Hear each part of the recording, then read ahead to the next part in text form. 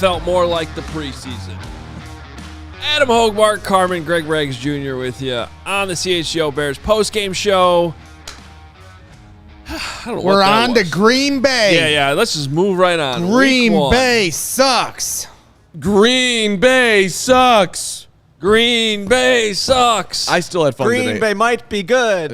No. Yeah, there was a highlight of Jordan Love throwing the back shoulder fade to Christian Watson, the one that Justin did not. We don't have to talk about it. It's fine. We'll just live. Look, we're gonna live in Greg Breck's reality land for a second. I'll give you let's just celebrate the athleticness, the feel, the elusiveness of QB2. Who, yes, the numbers didn't drop off are not gonna bulge out at you, but hey.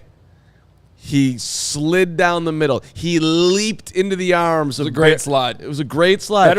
Better slider than Justin. He got up. He gave you the fist bump. I felt it. I mean, if you didn't feel it, I don't know what kind of life you're living. And then he leaped into Soldier Field Bears fans' arms after a touchdown. So the Bagent day was interesting. They certainly gave him a lot of opportunity. All right. Well, you know what? Bagent. Come on. The first two games were pretty fun. Thought we learned some things. Then Lawrence came back, and now it's not fun. Yeah, today was a very Lawrence-esque vibe to the game. You know, things were not great, I would say. I don't have anything ready here to show you. So basically, you have a thought? You don't have to have a thought. We could just keep talking. Well, I'm trying to show myself on screen, and this is not working. It's annoying. You want me to show you how it's done? Yeah, could you show me how it's done? I don't know how it works. There we go. All right, let's jump right in, though, with our Fields guide. Oh, okay. Let's do that. Are we ready for that? Justin Fields played today, and then he took did. a couple of hits, and they were like, yeah, you're not going to play anymore. We're good. Well, he took a big hit on the final pass, which was a screen pass when they were in the red zone from Ed Oliver, which should have been helmet to helmet. So I see the refs are back in midseason form, not giving the calls that Fields should get when he gets a late hit. On to the Fields guide. I'm sorry. Yeah, I was going to say, back to the Fields guide. It just pisses me off. There's your Fields guide. By the way, that wasn't even close to helmet. What are you talking about? It looked like he got underneath him. No, just throw the flag. It's a good shoulder. QB1. Which would mean it was under the helmet. No, he got him up there. It's football. No, it's not. Don't be How about soft. Ja'Tyre Carter just holds that block just a half? I'm fine with that, Like literally too. a half of a millisecond longer like you're supposed to on a screen. Then you let him go, and then your quarterback doesn't get murdered. I didn't like it. It was the quickest reaction in the history of Matt Eberflus. Nobody got his quarterback off the field faster than that hit. All of a sudden, he's just gone. All right, Bagent. Done. I don't want Secret Bagent man. If I get you out of there fast enough, then nobody will ever question why you were playing in the first place, considering everything that just went down. But the problem is I don't know what they accomplished today. 2 for 6. He had at least 2 throws that should have been back shoulder that weren't. I mean, do you guys feel like you learned anything today? No, I don't. I told you that it was going to be a light load. I mean, if we're just talking about what we learned with Justin Fields in this offense, I think what we learned, and this is something I've said a lot here in the last month at training camp and in the preseason, was the offense we were looking at was not a fair representation of what the offense was going to actually be. They went 3 and out on the first 2 drives, and then on the third drive, Justin Fields took off for the first time like we've seen him do so many times last year. And what happened as soon as he took off? All of a sudden, the offense opened up a little bit. They had some room to breathe because that's what his playmaking ability, his game-changing ability is what is going to open things up for the rest of them. So everybody that has these dreams of Justin Fields being a pocket passer, those days might come, but they're not coming week one. He is still going to do things on his own, which is going to open things up for the rest of the offense. It's how they have to play. I completely agree. Look, which is why it's kind of pointless for his whole preseason, I guess, because you don't want him running around. Get rid of the ball. Please don't let anybody touch you. We don't need that happening right now. But I was disappointed as far as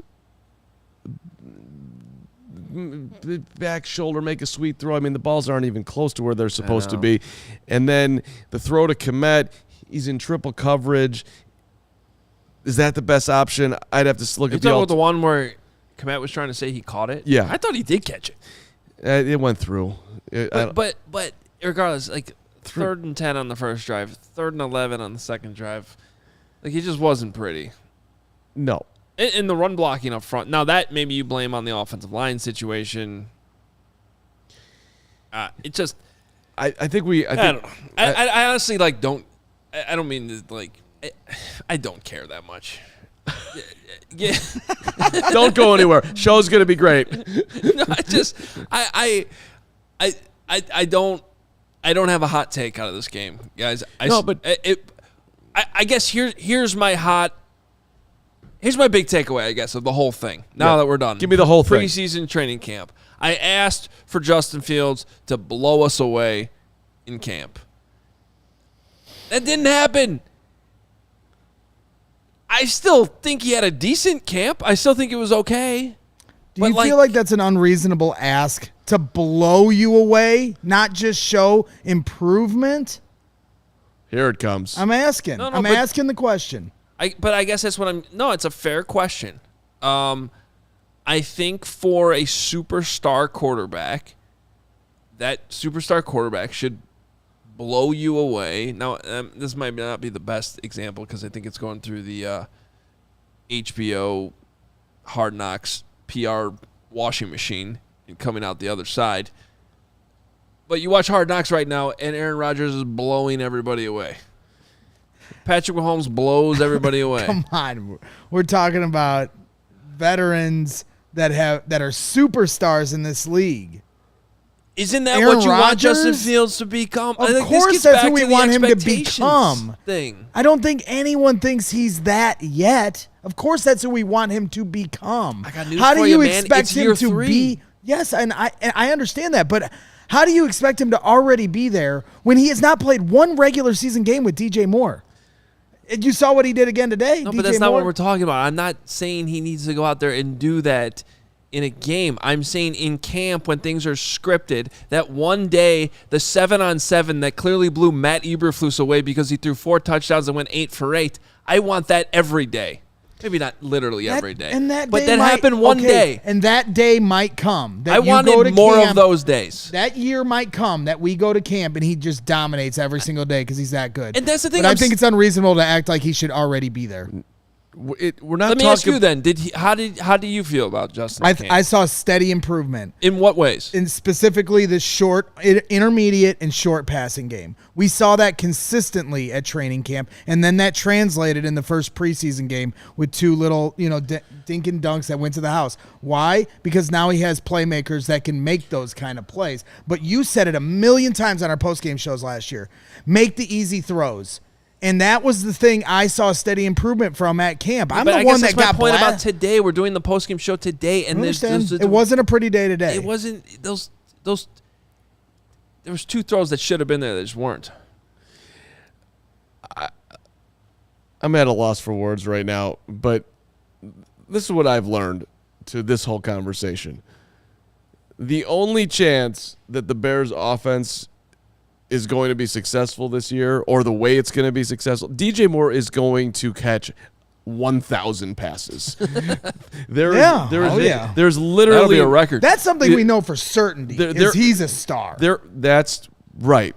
the best player on the team is DJ Moore. And you literally, as far as Fields' help around him goes, you cannot count on anyone.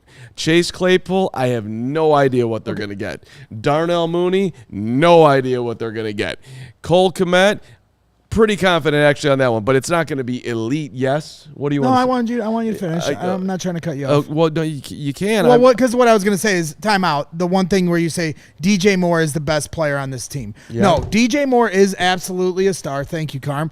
But Justin Fields isn't the star you want him to be yet, but he's still a star. He's going to make just as many plays as DJ Moore. He just isn't making them in the way you want the quarterback. For you personally, you want more out of him in the total package of what a quarterback is supposed to be in this league. He's still a star, though, and he's still the best player on this team over DJ Moore. Okay. Okay. That's all. He could become a star someday. He's not. He is at this point in time. He's not yet a star. Let's keep it. He's not the best quarterback in the league, but he is the best player on. Obviously, that's an obvious statement. But what I'm saying is he is the best player on this team. DJ Moore is an amazing talent and probably ranking wise a better wide receiver, in the rankings than Justin Fields is a quarterback. In the quarterback rankings. But best player on this team is still Justin Fields. I disagree. He's breaking off 80-yard touchdowns every game. That's great. That's great. The best player on this team. Nobody's capable of that.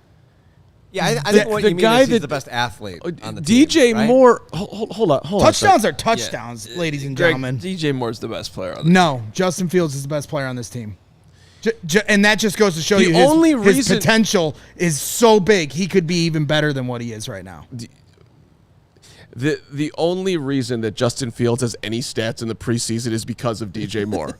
Well, let me throw this 1 yard past you. Thank you for taking it 80 yards to the house. Let me finish. Let me throw this ball down the middle to you where he goes down to a knee and catches it. Let me just run by 7 guys. I get it. Okay, I mean, dude. He's a star wide receiver, no question. Who knows how Justin Fields is the guy on this team. He is the guy. Yes. DJ ain't getting that ball without Justin. He's not. Brandon Halford in the comments is telling me that is asking if we're talking to Brandon Halford. You telling me that I'm not drunk. You telling me that I'm not. I understand Justin Fields still has a lot to do to be a great quarterback, to get better as a quarterback. Yeah. What we're now talking about, though, is who's the best player on the team. And I'm taking Justin Fields. Even as great of a wide receiver as DJ Moore is, he's a superstar wide receiver. But this engine is Justin Fields. He's going to be the guy that scores touchdowns on this team. I think he could be. Who's going to have more touchdowns this year, Justin Fields or DJ Moore? If we just say rushing. Are we just doing things by touchdowns? Rushing versus receiving touchdowns? Yeah. I bet you Justin Fields has more touchdowns than DJ Moore. Yeah, he plays quarterback. I understand he does it in an unconventional way. That doesn't mean they regardless, the quarterback should always account for probably triple. Let's just take away the passing. Because DJ's going to get what? Yes, I agree with you. Justin Fields will probably have more rushing touchdowns than DJ Moore has receiving touchdowns. There you go. That's all I need football. To know. Okay. All right. Well, those are touchdowns. They're points. That's not how you simplify who's the better player on the team. Regardless. Can we get Andrew in here? But go ahead. What? I just want to get Andrew in here because he's paying big money for a super chat, but go ahead. Okay. Love it. No, go ahead. Andrew Fitzpatrick, $49.99, shooting out of the gate here. You deserve to break into whatever we were just doing. Sign me up as an Australian ambassador to Meatball Island. Well, you could go right there. Bragg's Energy. In Justin we trust. Hashtag 4th QB taken. Love there we go. Okay, Andrew, there you go. You're on Meatball Island. He was the guy on Twitter that changed up the meatball emojis. He did a steak meat, then a football, then the island. Meatball Island. I like it. Welcome to the island, Thank you, Andrew. But there is this K. Johnson who says that Braggs has me agreeing with Carm. Wow, what a day. Yeah, it is a crazy day. And I already know what's happening here. Like, I'll just turn my notifications off for 24 hours. People are missing the point already. Everybody on this set, everybody except for Carm, likes Justin Fields. Oh no! Don't do that. No, that was a joke, including Carm. No, for real. Here's where I stand on August 26th. What did camp open? July 25th, I think, or something? Yeah, so it's basically been a full month. I am still as optimistic as I was on July 25th about the quarterback. What I'm slightly disappointed in is that I'm not more optimistic. When I asked him to blow us away, I wanted to see consistent improvement throughout training camp and the preseason. The way the preseason unfolded, I don't know what to make of these games. I don't think there's much to make of these games. I guess I would weigh the 3 touchdown passes that were behind the line of scrimmage in the first game about the same as the 2 back shoulder misses today that didn't happen. Whatever. That's what actually started this whole thing, was me saying I don't really care. I'm just ready to move on to week 1 because I'm just kind of left with this somewhat of a tiny empty feeling that this whole thing's over, and I'm just like kind of where I was a month ago, which is still a good place, which is still a place where I have been consistently saying, except for when people want to nitpick the days where I say I'm a little disappointed about today, I like the kid. I think he's going to be good. He is incredibly exciting and explosive and does all these good things, and I would say he's the second best player on the team behind DJ Moore. So don't get it twisted.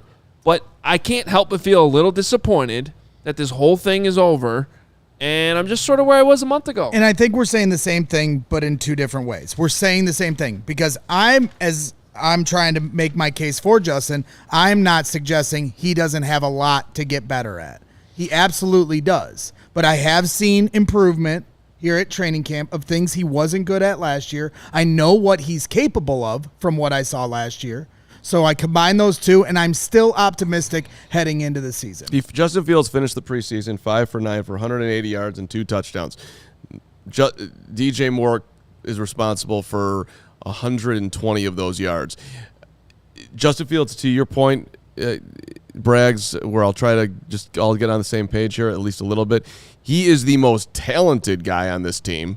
There's no doubt about that. He is a supreme athlete, and he has probably strong as an ox.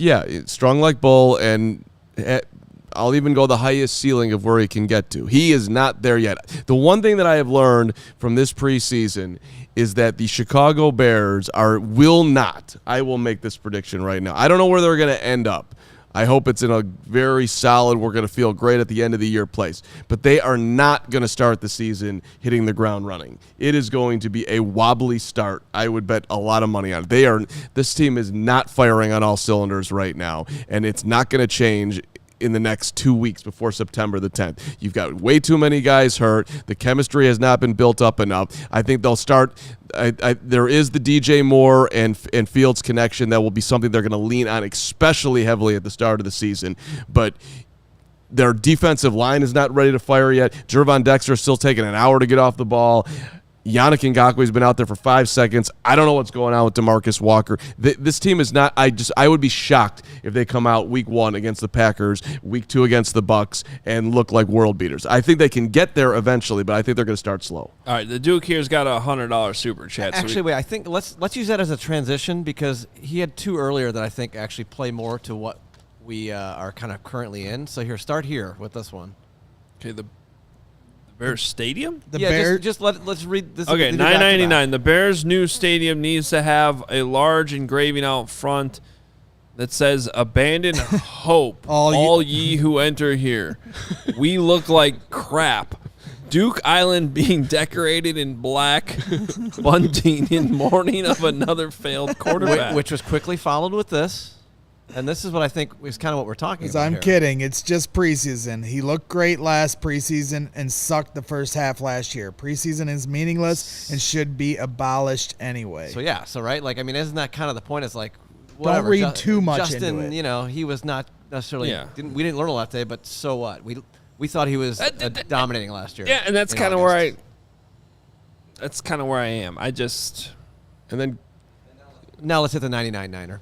which going back to the start, and then I'll read it. It's like I just want the reps, right? And so I don't know if they started getting them the reps in, and then they decided that all hell was about to break loose, and their gut was telling them to take them out of the game. Then fine. Here's the 99.99 from the Duke. Jordan Love isn't good. He got destroyed by first-team defenses all camp. Remember, Fields looked great last preseason. It looked like he hadn't played football before when the season started. The Bears' first-team D will crush him. And Andrew, no one out-supers the Duke. Oh. There it is. Andrew, go broke. Go over the top. Take the Duke down. We got $100 here. We'll take 101. No, I'm kidding. Duke versus Andrew. That could be the highlight guys. of preseason game number 3. No, we appreciate it. Thank you, both of you guys, for reals. All right. Back to you, Hoge. How about this? I think it's exciting that the Bears have now 2 players that could really break out an 80-yard touchdown in any given play. That's right. There we go. And they're going to be on the field together. So there's an optimistic thought for you. Before we take our break, can I tell everybody about the upcoming tailgate? No.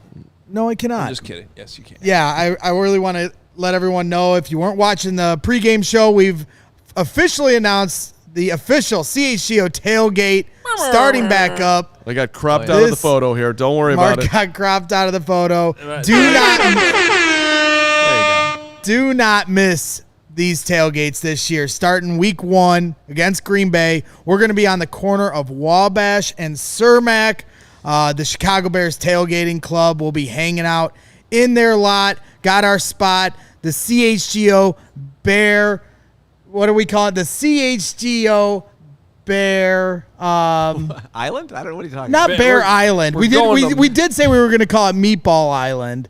But, the Bear Garden, the CHGO Bear Garden instead of Beer Garden. We're going to say Bear Garden. And you can get your tickets if you go on allchgo.com, hit the event tab, and you will get your tickets there. You are not going to want to miss this. It's a lot of fun. Thousands of Bears fans there every single week, and CHGO is going to be there as well. Please come hang out with us. We're going to have food all day. Goose Island on tap. There's our guy, Timmy from the bus. Timmy from the bus. I know him. I don't, but I can't wait to meet him again. So Timmy and I shared a flight to Minnesota a couple years ago, and he was telling me all about these tailgates they do, and I thought it was super cool. And when Braggs was on the pregame talking about this, I'm like, I'm pretty sure this is the same guy. He lives in Austin. And he comes up just for these tailgates. He's been doing it forever, and now we're going to be there too. So I'm excited. Yeah.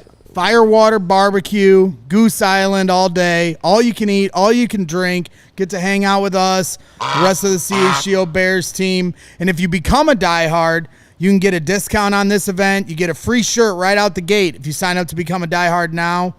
There's a lot of different great perks to becoming a diehard, like Adam Hoge's newsletter. So there's a lot of great things happening here at CHGO, and it's all about community, like we've talked about so many times.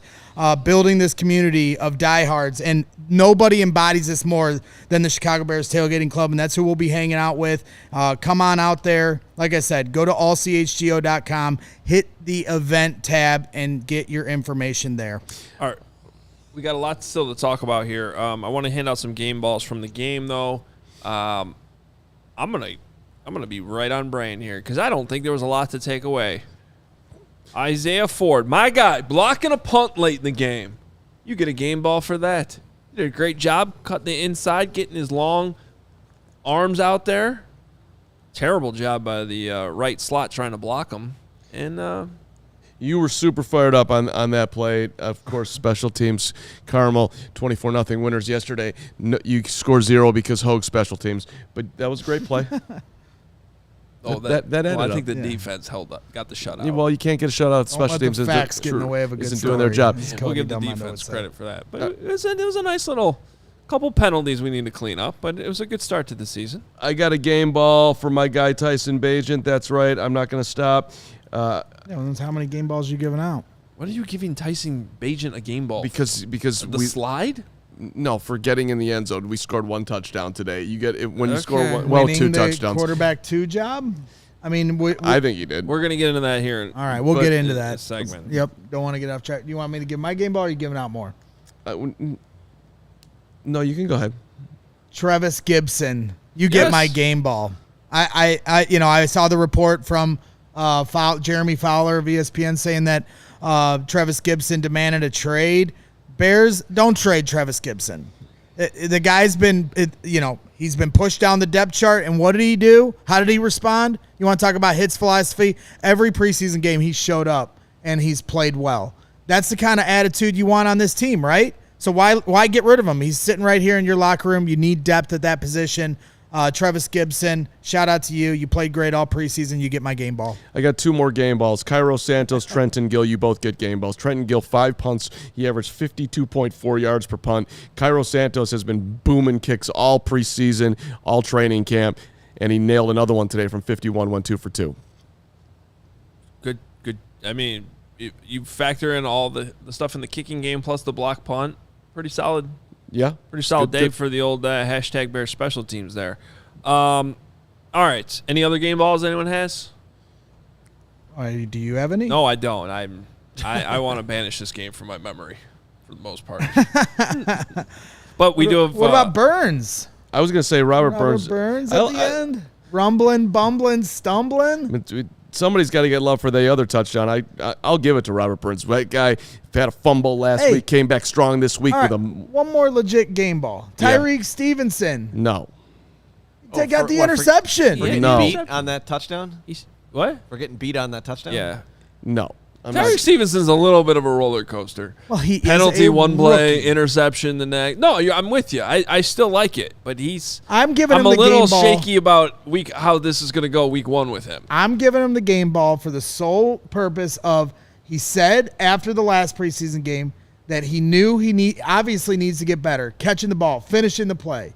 And this week he finished the play. And if I was smoking, which I'm not, Go to Sunnyside. I'd be smoking something over at Sunnyside.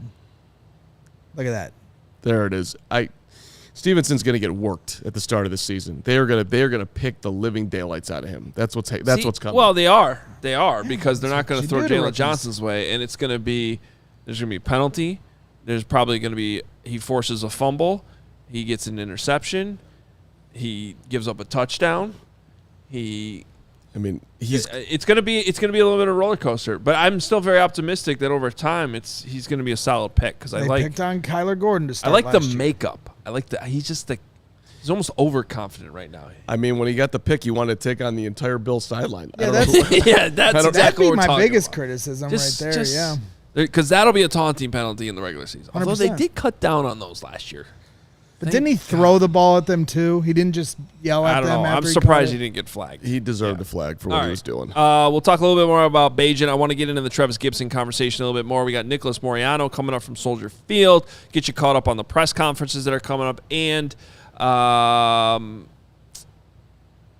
million super chats already. We'll get to those as well. But if you happen to be in the market for a new vehicle, go ahead and finish the there you go. Then we have some great news for you.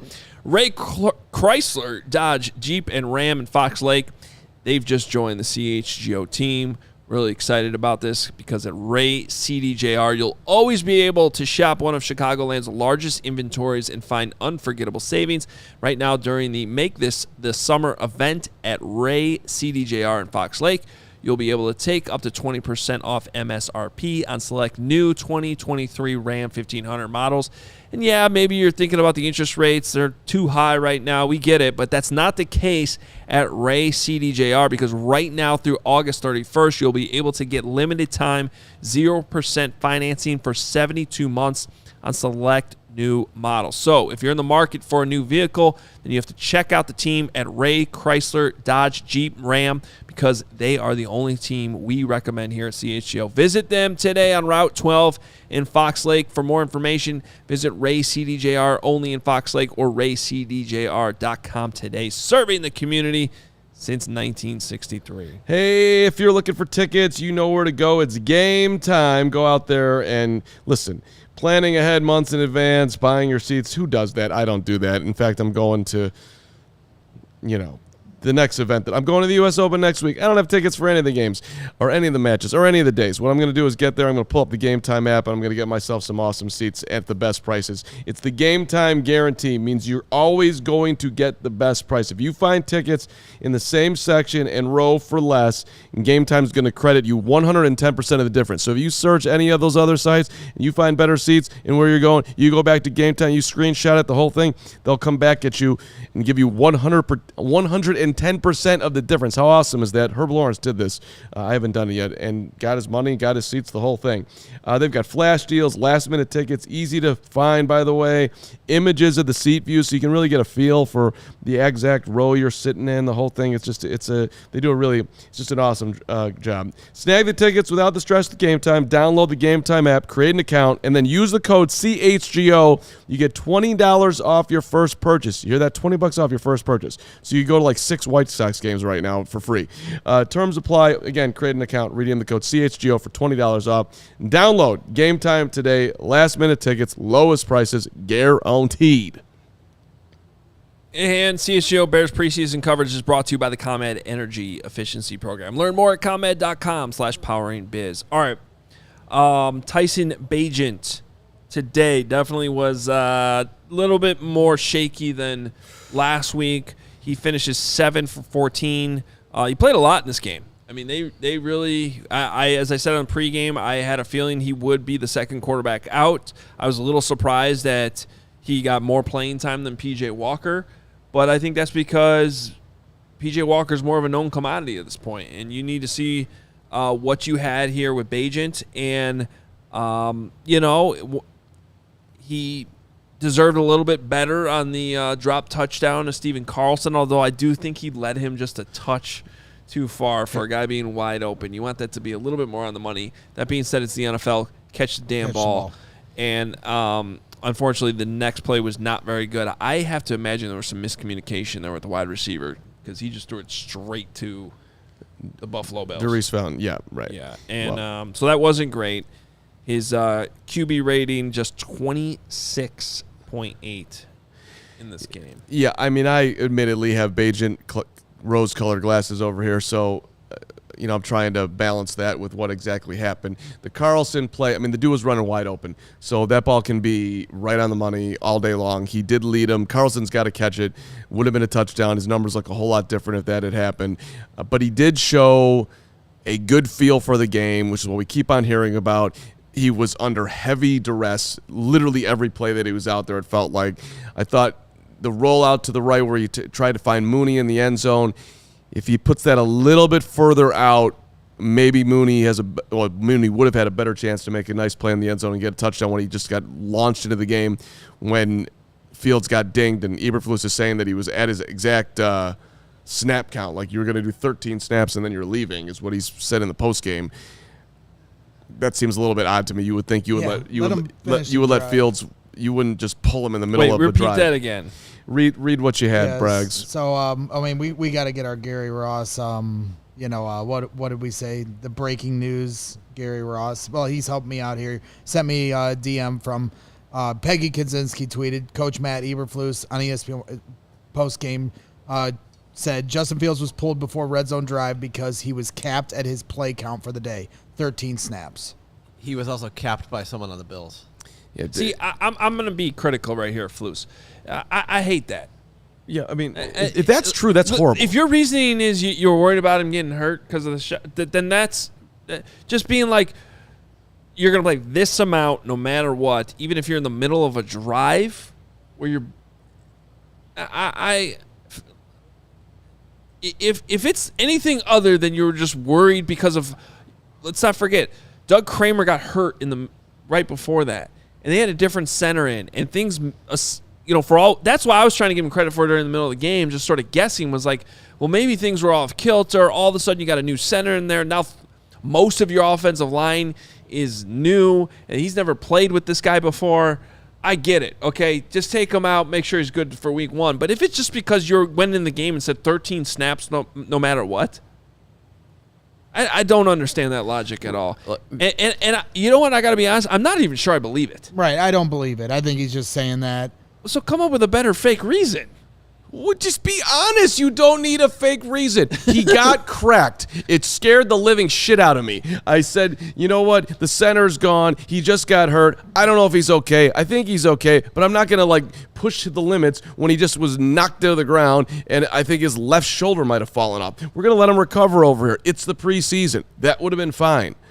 Justin got hit. Justin took a pretty big shot. I didn't want to push it right there. He moved him down the field. I would have liked to have seen him finish the drive, but it was not worth it. I think saying that the center got hurt in the middle of the drive. He took a couple shots. He's working with a guy he has never worked with before. I think it's a perfectly good reason to stand up there at the post-game press conference and say that. Right. But it's not taking a shot at anybody. And it's just common sense. And no one cares about this, I get, as far as Bears fans go. And the media is whatever. We're a bunch of, bums, and you either, most of you hate us and some of you kind of like us. But there is a level of communication that you should be able to deliver if you're in that seat. And Flus is just... He's just his number one concern up there is always being protective versus any level of actual honesty I don't think he has a great feel of when he can be honest and when he can't. On that play, he could have been completely honest. Right. I feel like that's a moment where he can just say what he needs to say. Hey, look, Justin's fine, but I was nervous after he took a shot, and I just wanted to get him out of there at that point. I'll have to go back and look. I really felt like from the replay I saw that was shared on social media afterwards, because I even walked over to ask you because I was watching the play off the screen pass, but I really felt like he got hit under the chin on the face mask. And so in that moment, you could, if that's how it went down, you could, be cautious about it being a concussion, right? Well, I was screaming on the TV for a minute. Show us a shot of him on the sideline. And then they did, and it was like, okay, he's fine. Thank goodness. It took way too long. Fine. He was having a great time. Here's what Flus, courtesy of Kevin Fishbane, had to say about Tyson Bagent today. Quote, we wanted to put him in there with that second group, and he operated well. I thought he was accurate. Decision-making was good. So here's where I want to go now. Do you think he's lying there, or is that true? By the way, Fields also said, I'm just glad today that I got a couple deep shots downfield, even though we didn't connect. It was good to see him throw the ball down there. Yes, yeah. I agree. We'll wrap up a lot of that here in a little bit. But when it comes to Bagent versus P.J. Walker, okay, here's where I am. P.J. Walker's my number 2 quarterback for week 1. Bagent's definitely on the roster. You don't waive him. You can't risk it. You find room on the 53. You carry 3 quarterbacks anyway. It's fine. And then in fact, Bagent would be inactive for me week 1. Emergency quarterback if needed with the new rule. As long as he's on the 53, if he's inactive on game day, he can still dress. If both your first 2 guys get hurt, he can play. To me, this makes perfect sense. I like Bagent. I like what he's doing. I'm still going to go with the veteran, at least early, but there's no reason you have to make this decision now. If you're making the decision that you're not cutting any of the 3 quarterbacks, let me rephrase that. You're keeping 3 quarterbacks, right? If you're making that decision, you can let this competition play out. You still got practices and stuff going on the next couple weeks. You don't have to decide it right now. I don't agree with you, but I think that's exactly what they're going to do. To me, Bagent has shown that he's ready for the role. And listen, I hope he's. I thought P.J. Walker was better today. He was, but it was. But if you're going to make this a competition, then you have to. That's got to carry some weight. Today was a competition. Who won the competition today? Yeah, but it's not a fair competition today because he got into the very end of the game. The game's over. That's fair. I mean, I don't think we can. It's not apples to apples. Not to mention, you're saying he didn't have a better game based off the fact that he threw an interception, which we don't really know what the miscommunication was on that. Darius Fountain was yelling for a flag because he was held, trying to get into his route or whatever he was trying to do there. And if not for the drop touchdown, which should have been caught, understand that it was led a touch, up, could have been put on a little better. It was a touchdown pass, a really nice pass. Should have been caught by Carlson, and it wasn't. If that happens, the interception never occurs. I mean, that was literally the best thing about it. And that would have also been another interesting thing that Flus could have said about why they did what they did today with Fields, as far as yanking him right there. We wanted to see if in an emergency, Tyson could literally come in the moment and execute under any circumstance, in the middle of a drive, just like that. Like if they were thinking of it that way, And I thought he absolutely did that. Like, they put him out there right in the middle of it. Right, because that's going to be, God forbid, hopefully the only situation he has to come out there for is a quick play or a quick series, because Justin has to be out for a minute. So that's an interesting thought, because that was always my question when it came to it. I want him on the team, Tyson Bagent. I do not want to see him cut. I don't want to see him picked up by another player, by another team. But is he ready to be that guy that can come in, not to completely replace Fields if Fields gets, God forbid, injured the way Trey Lance did to start last year, but more so, can he come in that split-second moment in a series or in just one game, or do you just go with the vet because he knows how to get the calls in and he's been through it before? But I'm starting to lean the other way. I really am, because when he comes out there, there's a little bit more pep in everyone's step. I don't know if that's something that's tangible enough, but I like the energy when he comes out there. And I like the way he, when he comes back in his drop, he either gets the ball out quick or he has that athleticism. He showed that today. So I like the bounce in his step. I think the tempo stays up with him in there. I'm not so sure that's how it would be with PJ Walker. So at this point, it's like, screw it. Let the kid go in there. And if it's too overwhelming, you see that quickly after a few plays, then put the veteran in there. But let him be the backup. Can I put one thing to bed right now? Because I've seen comments throughout this show. No one anywhere near this show, again, except for Carm, is remotely thinking that Tyson Bagent at any point this season should be made the starter over Justin Fields. But you have to understand, that's the nature of the beast when it comes to Bears fans. And he was the third string, so this wasn't a topic of conversation for a while. But now that he's getting elevated, he's getting a little bit of a moment. No, but they're accusing us of thinking right, that. But that's just the narrative game. So when someone doesn't like you or your opinions, right, and now you're talking it up, it's the okie doke. Oh, so you think he should play over Fields? It's not what you're doing. But that's going to be the game. Now, conversely, for people that don't like Justin Fields or don't think he's going to work out as the quarterback, their bias is just going to try to find, this guy, look at Tyson Bagent. Look at the way he, maneuvers in the pocket. Look at how he gets the ball out quick. And that's just the nature of the beast. And, at the end of the day, it's a good problem for the Bears to have. It keeps everybody on their toes. There is no one, I don't believe, no one, literally the most negative Justin Fields person, Bear fan out there, who thinks right now that they should bench. It's coming, dude. I'm not saying it's not coming. It's already I'm not saying percentage. Okay, hold on. I'm not saying it's not coming. If Fields gets hurt and Bagent plays better, then it will be coming. That one. But I'm telling you, the most negative Fields dude out there. Dudes say, can't throw it all. We're never gonna win with a running quarterback. Whatever you want to say. That dude does not want Tyson Bagent or PJ Walker. Never underestimate a meatball. A meatball doesn't mean necessarily all in on every single I literally player. don't think that person exists. You put Michael Lewis's comment up. I don't always do this. Michael said here, it is what you're saying when you've dedicated 7 straight days of content to him. Hey, Michael, I'm sorry you haven't really paid attention to that content, because every single piece of that content has been about who should be the backup quarterback.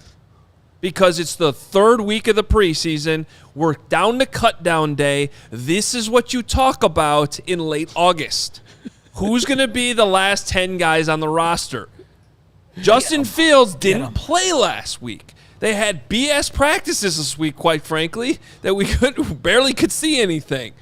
That was the conversation this week, and it was never about Justin Fields versus Tyson Bagent. It was about PJ Walker versus Tyson Bagent. So appreciated that you consumed all the content, but you obviously didn't listen that carefully to what it was actually about.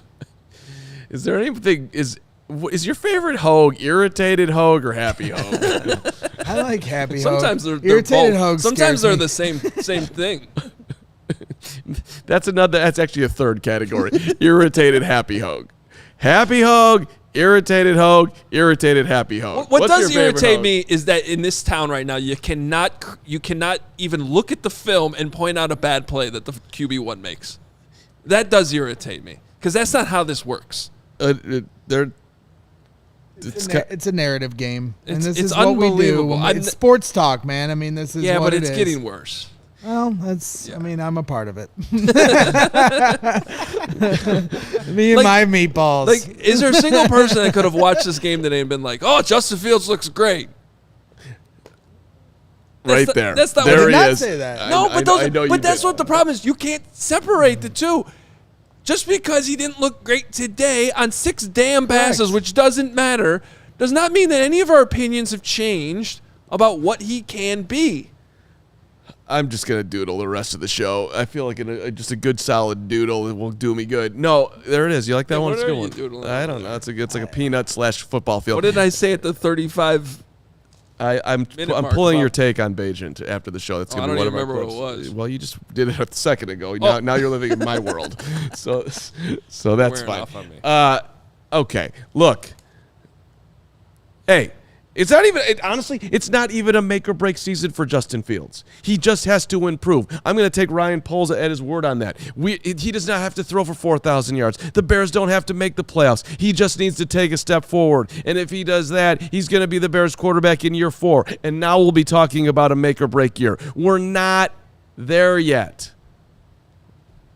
So I don't think we are. And look,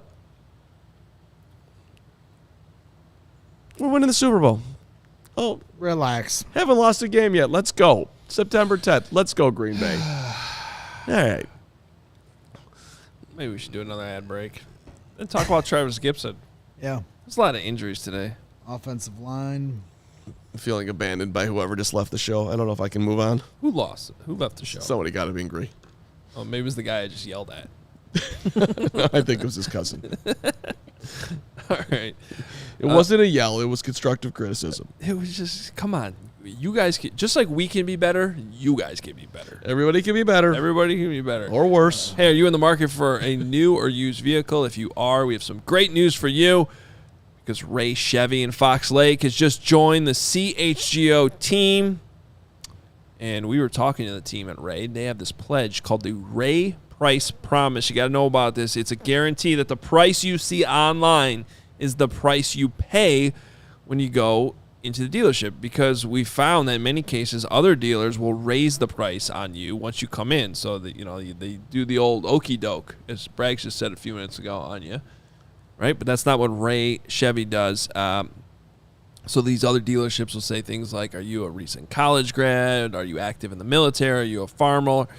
And in most cases, the answer will be no. And that's when the other dealers will raise the price on you, saying the price online included limited rebates that you do not qualify for. Well, at Ray, that's not the case. The price you see online is the price you pay, with no add-ons to the price ever. In fact, Ray will do everything possible to find additional savings for you, which may make the price lower than what you see online. As one of the top-selling dealers in the Midwest, you'll always be able to shop one of Chicagoland's largest inventories and save big at Ray Chevy, because they now have over 100 Chevy Trax models available, starting at $21,495. Now through August 31st, all buyers can qualify for 0% financing, make 0 payments until 2024.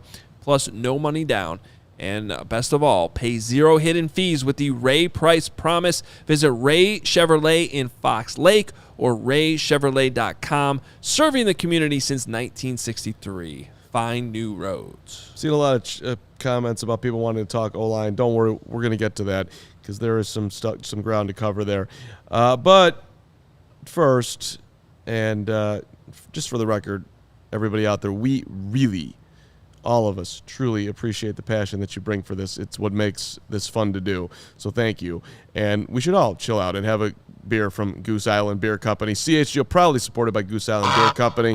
Chicago's beer since 1988. The beer roster has a lot of depth to it, kind of like the Bears QB room.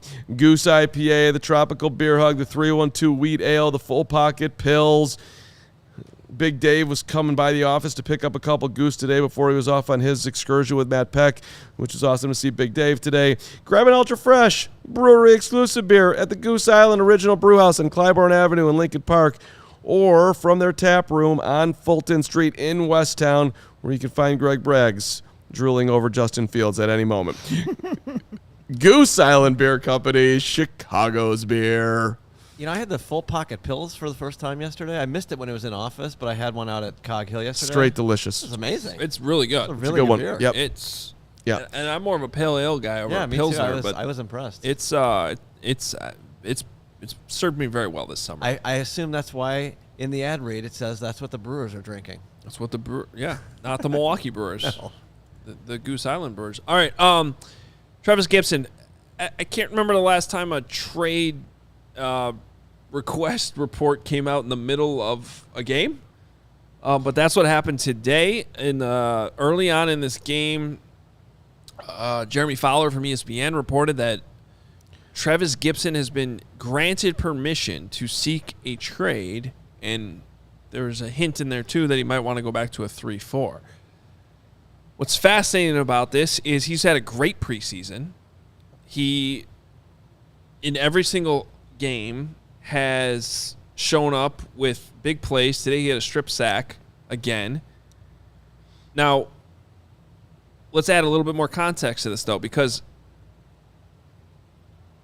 I'm trying to think about this like a general manager a little bit. They do have a tough decision to make at defensive end. You still with us, Greg? Yep. Carm?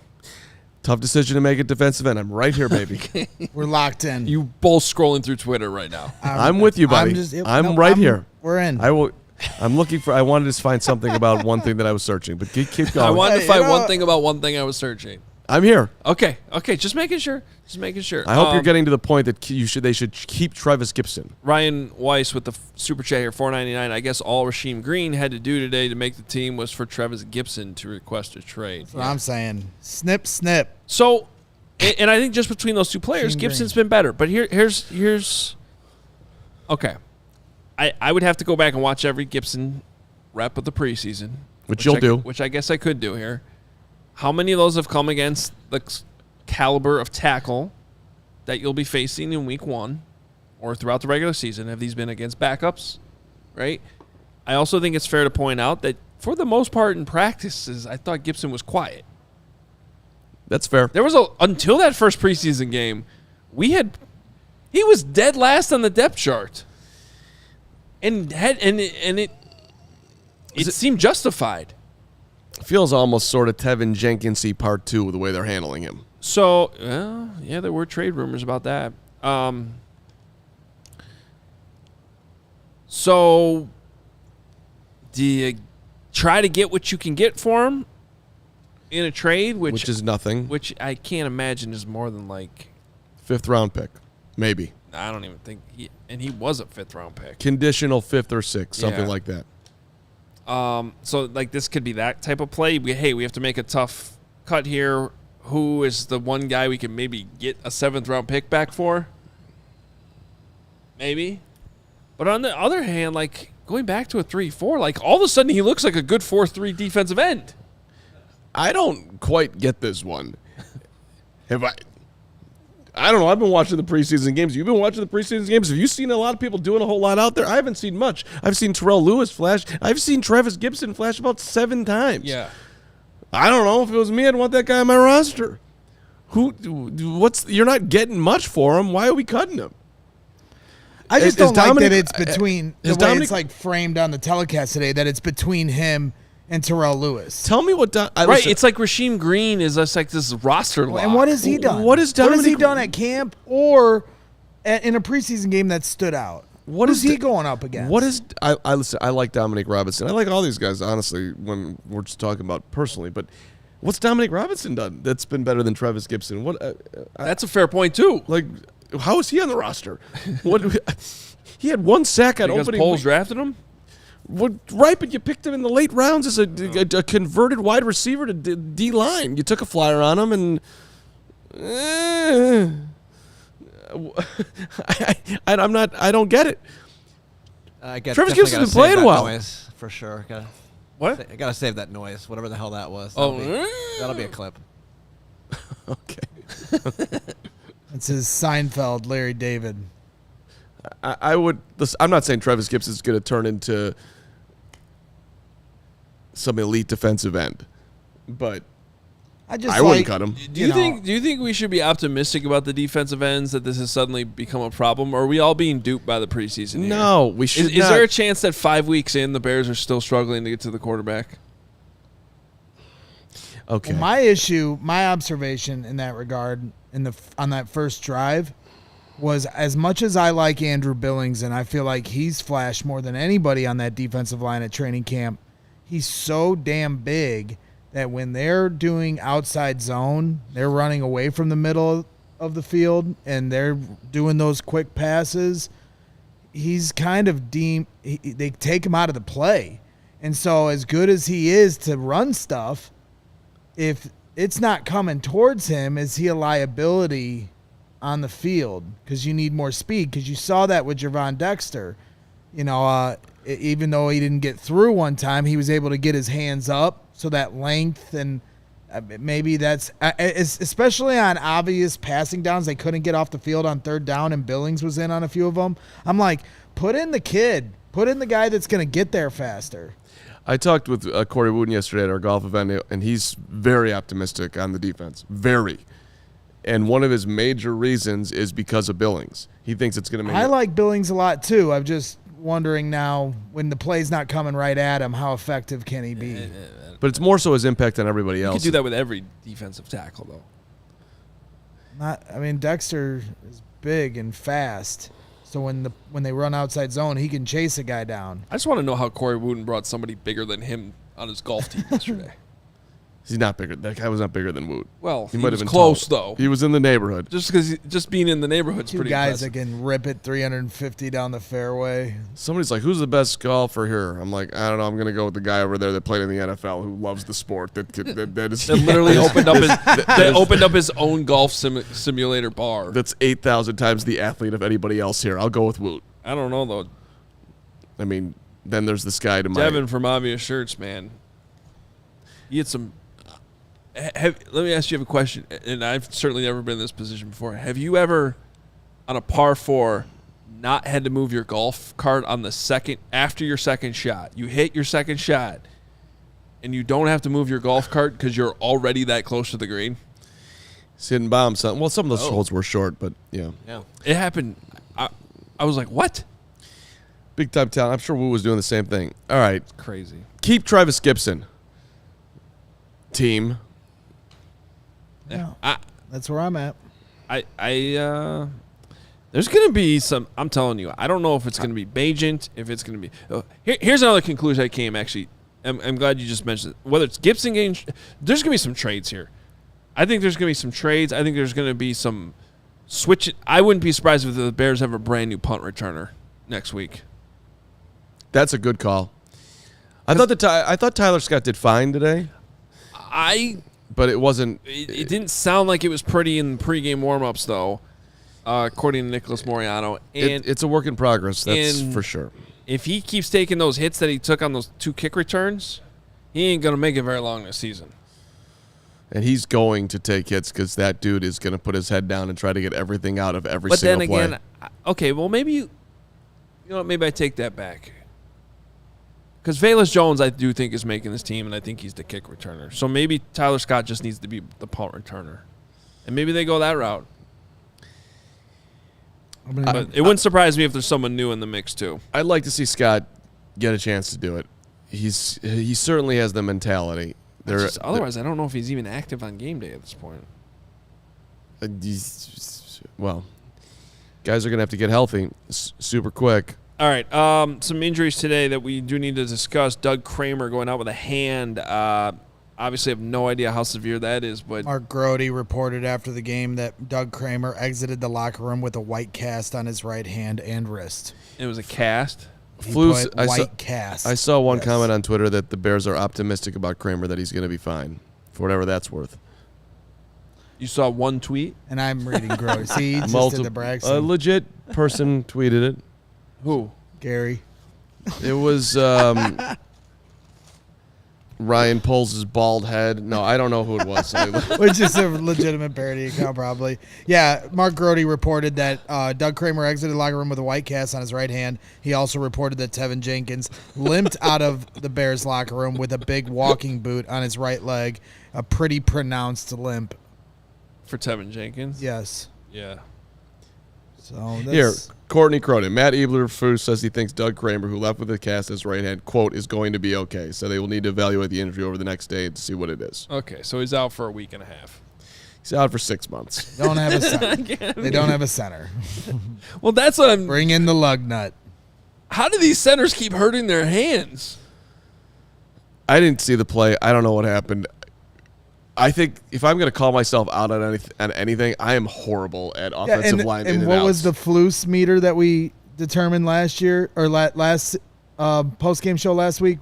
If he says day to day, it's week to week. If it's week to week, it's month to month. So he said for Kramer, it was what? Day to day? He's okay. He's going to be okay. Which means he's probably dead. No, okay means he's day to day. Okay. Okay means day to day. Day to day means week to week. Week to week means dead. Who's starting at center? I didn't even make that Gary Ross comment, Gary. That was Braggs. Maybe Braggs doesn't like you. Who's starting at center? Oh, September 10th. Boys. I think it's going to be Lucas Patrick. My question is, how long does he last? To the second half. quarter. Yeah. It's not Zero funny, faith. Seriously. You got to prove it, man. He lasted 10 snaps last year at center. I mean, it's not fair to say. At the same time, it's like, hey. But if Doug Kramer's not available then? Well, that's where I'm wondering about the waiver wire. It's like Who's out there? It's like the Tevin Jenkins thing. Like, as a coach, forget how long we think he's going to last. As a coach, how can you depend on Lucas Patrick to last however many games? You have to have contingency plans in place for these guys until they prove otherwise. Well, we're going to learn a lot based on how that looks, because if Whitehair is healthy enough to snap by week 1, Lucas Patrick was supposed to be like the swing guard before. So if Lucas Patrick is at center and Cody's back at guard, that means that they weren't really happy with Whitehair's centering. Because otherwise it'd just be how it was before, where Whitehair's your center and Lucas Patrick's your left guard, Nate Davis is your right guard, your Tyree Carter's your backup. The Whitehair, it's putting him back at center thing is a head scratcher then, and it's a head scratcher now. The dude is old. He's going to be here for 5 seconds. You're trying to build some level of continuity with QB1, moving him back to a position that he was never great at. Yeah, it's like if they awkward. He kind of struggled at guard last year, though. Yeah, it's right, which is why I was wondering. Couple years. Which is why I was wondering if he was going to be cut, and they were going to save some money there. And a lot of other teams, I think he would have been. They got rid of James Daniels, young. That was stupid. Guard, kept Cody Whitehair, and then they pay Nate Davis. It's like, whatever. But at the end of the day, I don't care what they do with Cody Whitehair, but it makes absolutely no sense to play him at center all offseason and all the way through training camp, only to move him off that spot. Well, they might have learned something. The Duke at $9.99. We need to, quote, evaluate. Means his hand is going to be amputated. Doug Kramer, the Bears have announced on Tuesday that he's lost 3 fingers and is retiring from football. He'll be fine. Come on, Doug. We need you, brother. Yeah, well. Somebody had a great comment that I am now forgetting. Thanks for bringing it up. But I enjoy Sean Castelli. Does Nate Davis still exist? We believe that he does. The whole chat's been great, and they're even greater when they hit that like button, ladies and gentlemen. Braggs is so nervous about how I yelled at that one guy earlier in the show. I'm not nervous. Braggs, why am I nervous? I yell at the chat all the time. I'll get on Spaces. Every single one of you can come in Spaces. I'll yell at you all night before I get on my plane to Florida. You kind of are mean on Spaces. You don't need to be so hostile. This is a friendly show. We're in the preseason. I'm tired of the preseason. I can't believe we have 2 weeks, and I'm sad you guys are leaving me this week. That's why we're leaving. I'm excited about that. I have no idea how I'm going to get to this I can't week. wait to be out next week. Later, loser. We got to get some good guests in here. Well, it'll be so much better than these two. The real ones. By the way, go through the. Oh yeah. I've seen Poppy mentioned in the chat about 100 times too. And 100? Yeah. I mean, maybe twice. Yeah. Well. Okay. What about her? Poppy actually was made available to me today, and I said that Poppy can't come because Poppy barked, but now I'm wondering if we need Poppy come the regular season to get us through these days. No.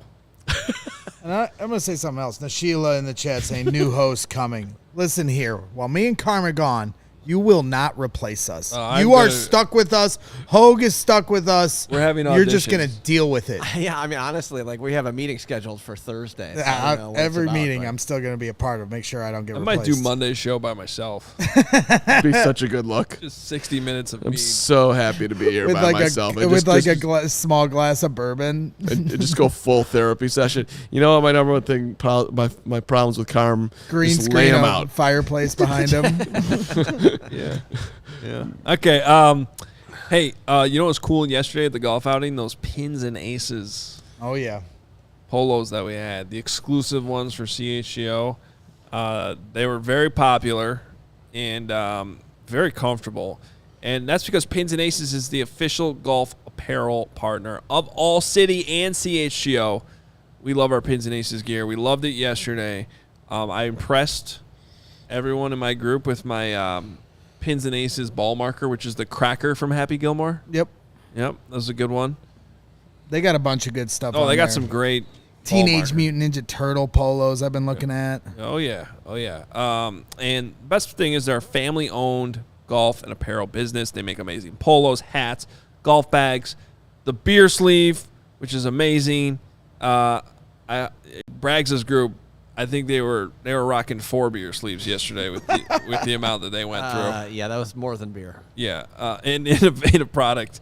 The beer sleeve is an innovative product that allows you to store 7 beers right inside your golf bag and keep drinks cold the entire round. By the way, they have something else, and I don't know what it's called off the top of my head because it's not in this copy, but I've seen it on their website where it's like the beer sleeve, but it's a tube that holds liquor in it. And there's a tap on it, and you can actually make drinks with it on the course. I think that's what Braggs' That's what your group was using, huh? Yes. Okay. Thanks. I'm sorry, yes. Check out pinsandaces.com. Use code CHGO. Receive 15% off your first order, and you'll get free shipping. That's pinsandaces.com. While you're looking fly with Pins and Aces, you can also go ahead and find some stuff over at our guys at FOCO, F-O-C-O. Get fitted out in the best sports gear around. Hoodies, shoes, signs, bobbleheads, and everything in between. It's still baseball season. The Cubs in the thick of a pennant race. Thank you very much, Mark. Aloha shirts, straw hats, polos, bags, everything you need for a game. Got to give a shout-out to FOCO for hooking us up with all these set decorations you see around us. The Justin Fields bobblehead that's sitting here on the table. That brick. The brick, wait, I brought the brick, but okay, if FOCO wants to, get some brick merchandise, I'll hook them up. Clark the Cub back there, yeah, we got all kinds of good stuff. Brick, yeah, so when you do, make sure you use the code CHGO for 10% off. Hit up FOCO, F-O-C-O. Did you see Brian Souter's comment, the best Illinois fan that I've ever met in my life? No. Monday should be Hoge and Poppy. I'll do a show with Poppy. You guys, Poppy will just sit on my lap. Would you go nice lap? And calm. Yeah. We'll talk about Justin Fields in a nice, calm way. Would pay attention to you. Yes. It'd be great. Wouldn't be on the phone the whole show. When I was on the phone earlier, it was to find Mark Grote's reporting. I was planning ahead because I knew we were going to talk. I was doing my job. Mark was probably texting, whoever, his tennis instructor. He was checking in for his flight, probably. Yeah, exactly. Already did that. Head's already gone. What time's your flight? Noon tomorrow. What time's your flight? I'm 7 a.m. Midway or O'Hare? Midway. Maybe I'll come at 6 just to see you. There you go. You want to do a Spaces together at O'Hare at 6? I think we'll be all right. At 6? I'm going to Florida for a break from you for a week, okay? Why am I the one that wants to lean into the friendship and you're pulling away? Now that I think about it, this is going to be like a vacation week. It's a good call. It's going to be amazing. Yeah. It's going to be awesome. I'm leaning into the friendship. I timed it good. By the way, you want me on from the U.S. Open, I am available. Oh, I know you are. We'll have you on from the U.S. Open. I'll pop in at any point live. Hey, we might be able to hear you. Who knows? I wanted to thank Brian, by the way. Brian Petschke, is that how you say his last name? Yep.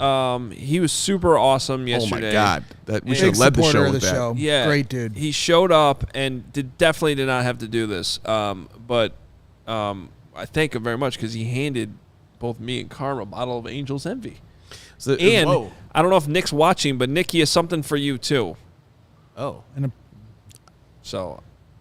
That was. And he gave me some Cubs golf balls. Now I'm afraid to use them because I know I'll just lose them in the woods. I mean, Brian shows up. He's like, "Thank you so much for entertaining us. I wanted to give something back."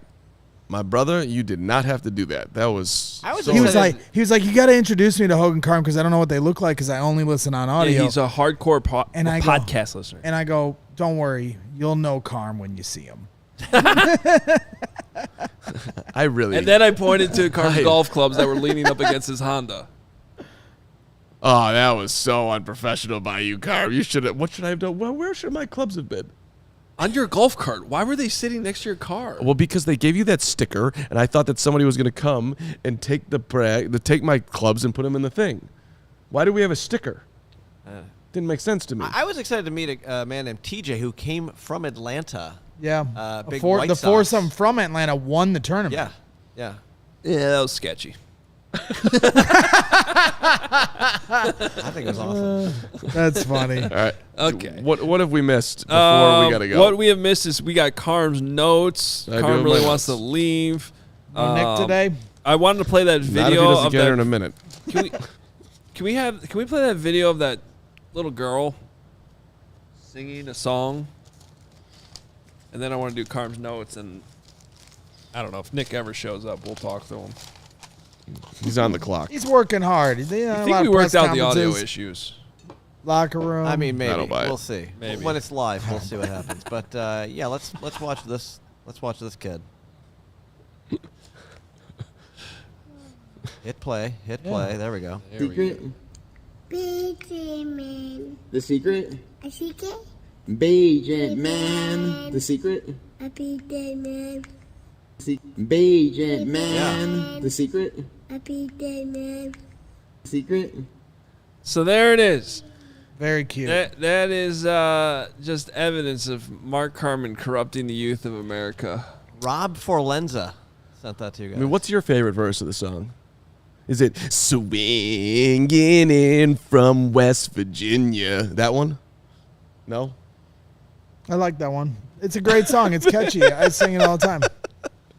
By the way, that was very cute. Thank you for sharing, Rob. We appreciate it. I was the one that requested to be on the show. That's the other thing. She's allowed to sing it. Carm is not. She's allowed to sing it. The Chicago Bears put out a tweet of Bagent's touchdown and put special Bagent. Listen, people. It's been decided. Secret Bagent man. If I don't... If Either Matt get on board or get out the way. If Matt Eberflus doesn't send me a note this week thanking me for that song, Flus and I are not we're no longer friends. I expect something from the Flus, or Alan Williams or Richard Hightower. By the way, we're gonna have Bagent's dad on the show at some point here, and I'm very excited about it. Unless the Bears cut him and he's gone, and then we won't. I was gonna say, what if he's on the Cardinals by Wednesday and you're at the U.S. Open? Then we won't. But that's not happening. We know he's on the roster. Okay, let's get to Carm's notes. All righty then. I gotta admit that my notes were a little bit scattered today because you took 3 naps during the game. I cannot. I took no naps. I faded out for 28 seconds, probably 3 times. I'm never bringing. When I can't do bagels anymore. Just like on the ride home when I can't do bagels. When I talked up Roshan's 9-yard run, is when you started nodding. Braggs went into this whole soliloquy. Oh, look at that from Roshan. It was like there's nothing right. I'm like, okay.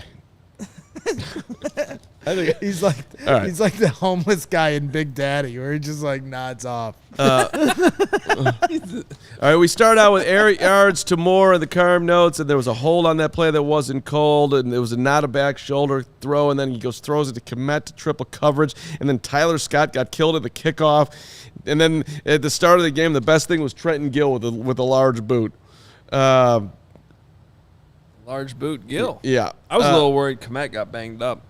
On that one play near the pylon where he kind of got up awkwardly. And Gabe Davis got cracked by the Sand God. Sand God, by the way, was all over the field. I got him written down again. Sandborg getting off a block. Then I wrote down Gervon Dexter is late. And here's my best note of the day. Have you ever seen the movie Seabiscuit? Yes. We know Cap has. Okay. David Kaplan actually helped me out today. I appreciate him. No, he's the Secretariat. Oh, yeah, that's my bad. And greatest athlete in it's just sports history. Have you seen Seabiscuit or no? No. Okay. Don't care stop about talking. horses. All right. Don't care about Seabiscuit is a great movie. I care about bears. So what they did with Seabiscuit, not to ruin the movie for you, Braggs, because you'll never see it anyway, to train him to run in the new race, they took him out at night and they put the bell and they had that as a ding to get him to start fast. Okay. So I think that they need to with Gervon. I knew where you were going with it. Yeah, Gervon Dexter needs to do. The Bears need to do some really creative way to have him unlearn what he's learned as far as getting off the ball. So I think we need a Seabiscuit intervention for Gervon Dexter. Go ball. Yeah, it's not good. What about when someone says hike? That should work. That's where he should be. But clearly, he has been trained to not react when it's hike. They don't actually say hike. Hut, whatever it is, Omaha, something. He's got to relearn. See ball. Again today, the ball was in Josh Allen's hand. Did you see the video of the Bears players doing what they think a buffalo sounds like? I did. Did you? Carm. I saw it too. Oh, you saw it. I saw that it. video kind of made me feel dumb because I don't think I would have been able to answer the question. The last one on the first shaded notes is Josh Allen with the rolling out to the right, and he zings it back to the middle, an absolute no-no, and he freaking connects it. Because he is Josh Allen. Because he is Josh Allen. Sand God, by the way, who also struggled his first couple of years in the league throwing the ball. He did. He had a huge leap in year 3. Maybe Justin Fields will do the same thing. I know you believe he will. Sand God running down Josh Allen, by the way. Sand God again. Block in the back on Sand God. And Braggs was screaming that from the we don't watch on the same TV now, which is a huge improvement for the show.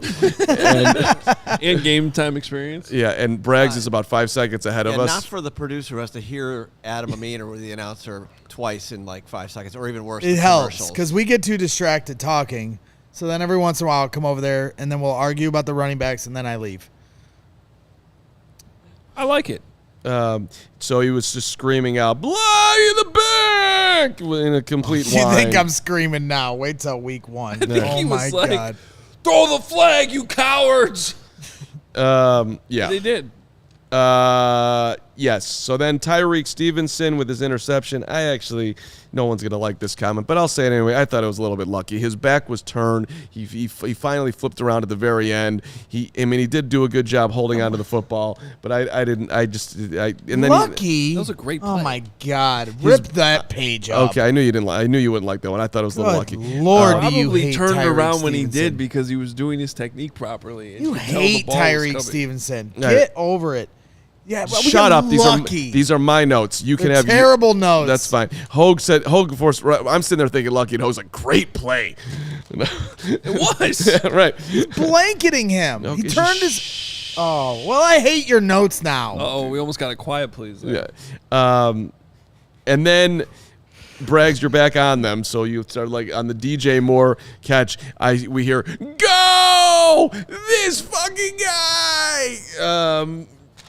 Yeah, This is good. That's how that sounded like. It's exciting, dude. Yeah. He's so good. His balance. But he's center of gravity. But he's not the best player on the team. but Nope, that's how great Justin Fields is. No, You are right. delusional. No, listen, he threw for 2,200 yards last year. I get it.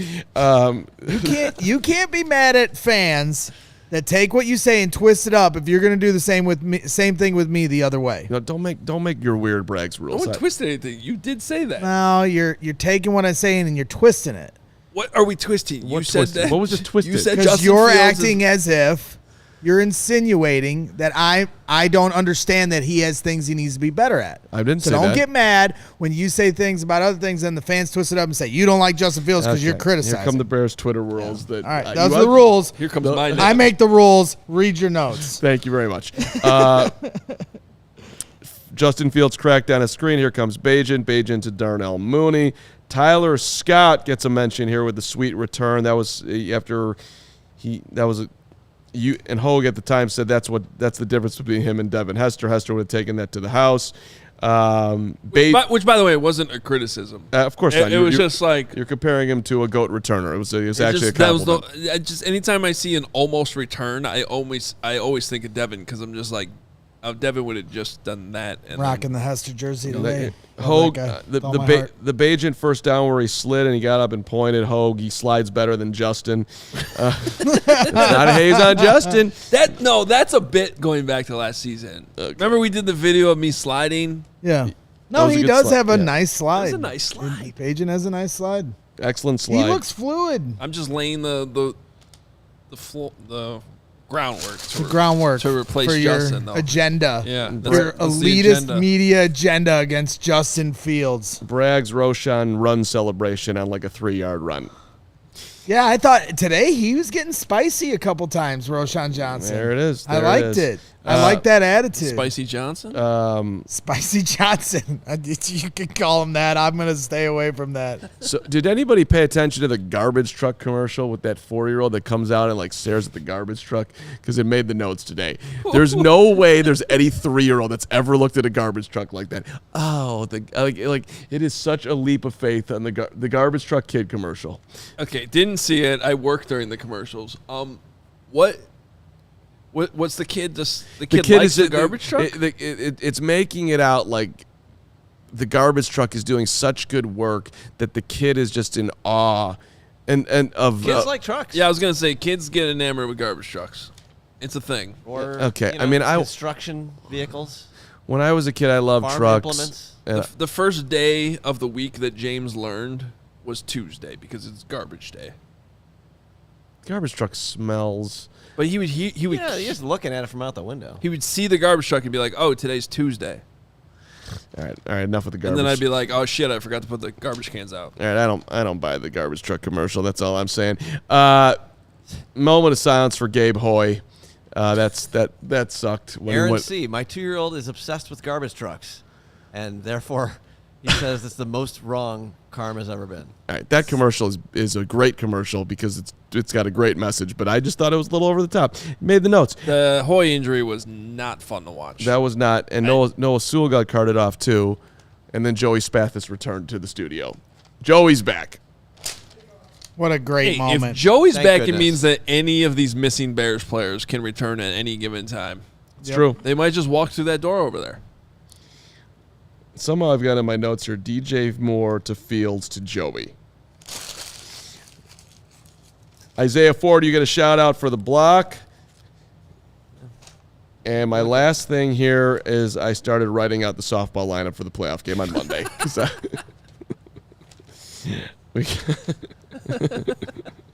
But you're not going to be at. No, but Mario, you're batting 7th. All right. So we're good. You're skipping the softball playoffs? Yes, I am going to the U.S. Open, and I'm leaving tomorrow. That is shocking. That is terrible. I cut off.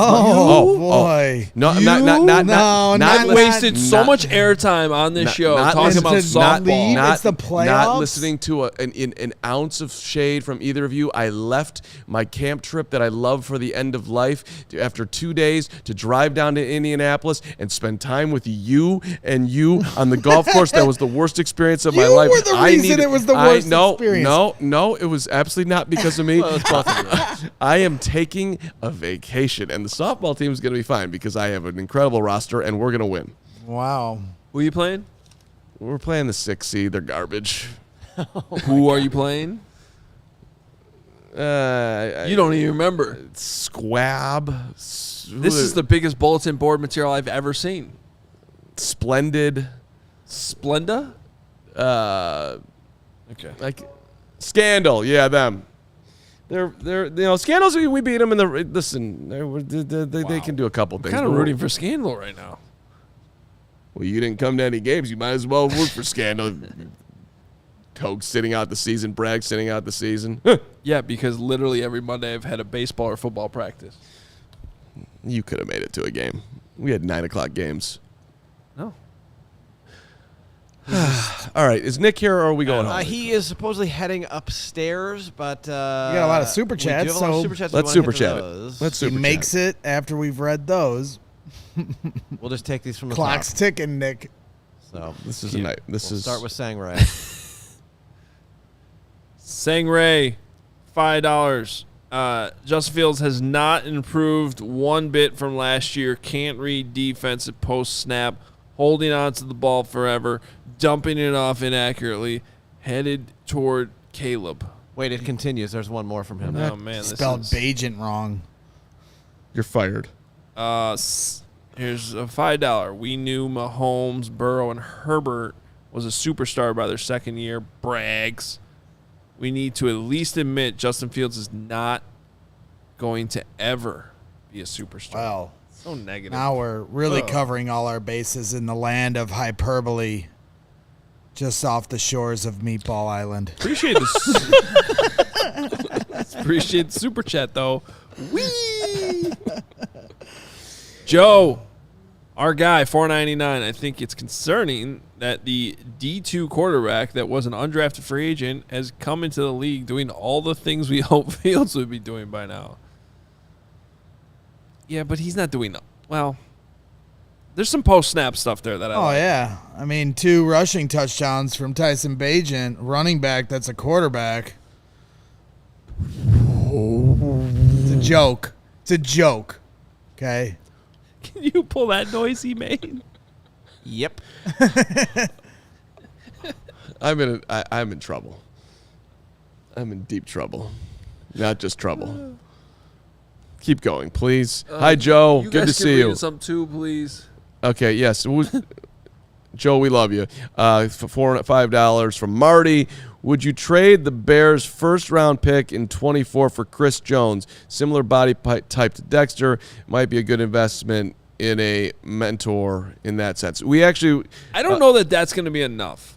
Yeah, Hoge and I were doing our pre-show meeting today with Greg Braggs in mind as well, but it was just a quick phone call. And we did a deep dive on Chris Jones, and I think the consensus is that the Bears are just not in position to do that quite yet. What if I give you a hypothetical here? Though? Sure. I'll be Ryan Poles. Okay. Calling up Brett Beach. Mm-hmm. Kansas City. What's going on? We'll give you first-round pick. Yep. Our first-round pick, not the Panthers. Okay. And Jervon Dexter for Chris Jones. You doing it? Nope. Sure not. Even with all the he's not going to play for you. And I got to pay him, and I get Dexter for nothing, and I get a first-round pick, and I think the Bears aren't that good because I'm Brett Veach, and I think that they're going to... You have Mahomes. You can survive. Come on. You can survive. You have Patrick. Let's do it the other way. I'm saying no, but let's do it the other way. I would do it. You'd do that if you were the Bears. I would do that. No. Chris Jones is... I don't want to get... As much as I would love to have Chris Jones, I'm really enjoying these 2 first-round picks every year. You just love the idea of the unknown. It's not the unknown. It's draft equity that can set your franchise up for years to come. Because every time you have 2, one of those has a very good opportunity of being a high pick that you can roll over and continue to turn into 2. And the more bullets you have in your chamber, the better chance you have to hit. Okay. Next. I don't think the trade's happening. I don't either. Yeah. The Bears Bastard, $9.99 from the Bears Bastards. Just joined. Not sure if this has been addressed. I want Getsy's head on a platter for calling the design QB run. 3 out of the 5 starting offensive linemen are hurt, and you called it a QB draw. We don't think it was. I don't think that was a quarterback draw. Now, maybe we'll get some clarification this week. I think he made a check. I think Justin made a check to his wide receivers on his right, and that check was missed. And he looked to the right to throw the ball, which I think was supposed to be a now screen or some type of bubble. And it got missed. So he immediately was like, oh shit, it's not there, and he just tried to get what he could. Yeah. He's not that out of whack the Bears bastard. He ain't calling for a I draw hope preseason. If that is the case, I would rather have seen him just sling the ball 30 yards out of bounds over the guy's head. I agree with you on that. Well, Fields had just broken off that run, so he was probably like, But I agree. If it was a design run, we riot. But I agree that I don't think. I seriously though, and when the regular season comes around, like I better not see that shit from Luke. Like you got to take advantage of your weapon. He's allowed to call design runs. Like right after a 40-yard run, the next play better not be a designed run. Oh, okay. That's what I'm saying. Okay. 'Cause he did that a few times last year at the end of the year, and it pissed me off. I'm with you. I'm with you on don't run them completely into the ground. All day 97, 499. I just jumped off Meatball Island. DJ Moore is the best player on this team. Fields still needs to prove it. I understand what Fields still needs to prove, but what he's already proven is that he's a dynamic playmaker and the best playmaker on this team. Don't get defensive. It's not defensive. That's the point I'm making. Meatball Island is being replaced by Wrong Island. Says the guy who was almost in last place picking Bears games last year on this panel, and who was in first place picking Bears games on this panel. Do we want to review? You, Greg. $5 from Marty. That's what I thought. Who gets you more in a trade, Fields or DJ? That should tell you who is better, generally speaking. Well, we know the answer to that. That's not the same argument. Again, this isn't called narrative spinning. I play it all the time on Twitter. Nice trick, Marty. It's narrative spinning. Everybody's right against Braggs. It's a narrative spin. It's not. He's impenetrable, you make a Marty. fair point, I'll let you, but don't narrative spin. He's impenetrable. It's exhausting. Don't try to do it. $9.99 from Austin Gutterman, the Gutter Man.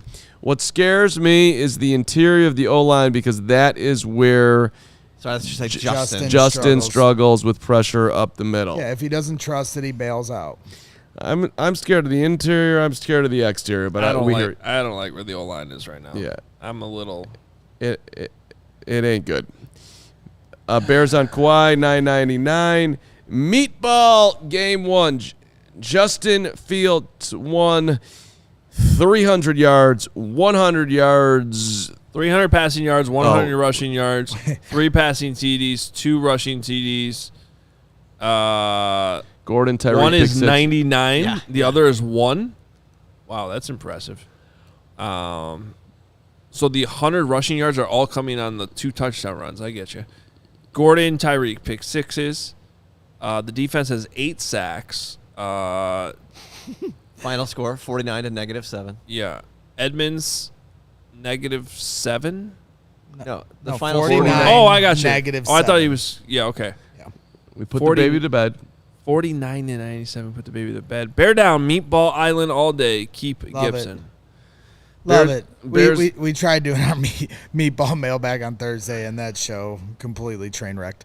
So I appreciate you. I heard about that. You were a part of it. I wasn't. Sort of.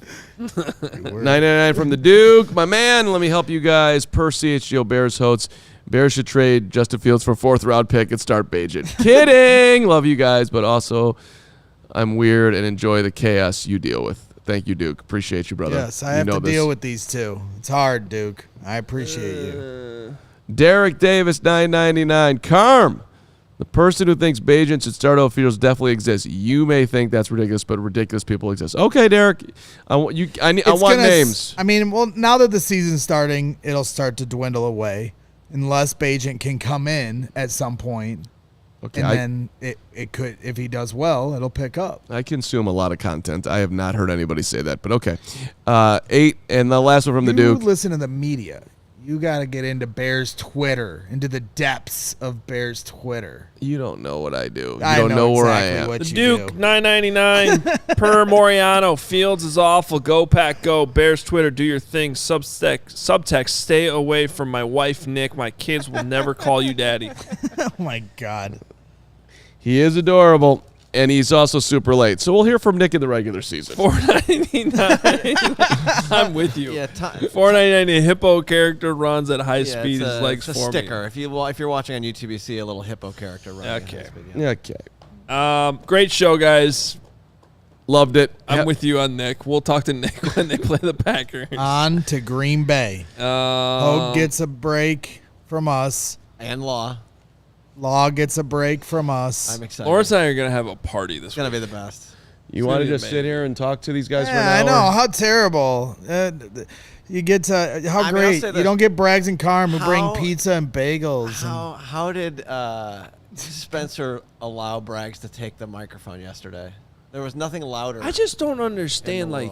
He grabbed the microphone and screamed, "Mark Carman sucks," and then gave it back to him. It was. How do you not notice that your voice is so loud? You know, I'm sorry. I'm a big ball of energy.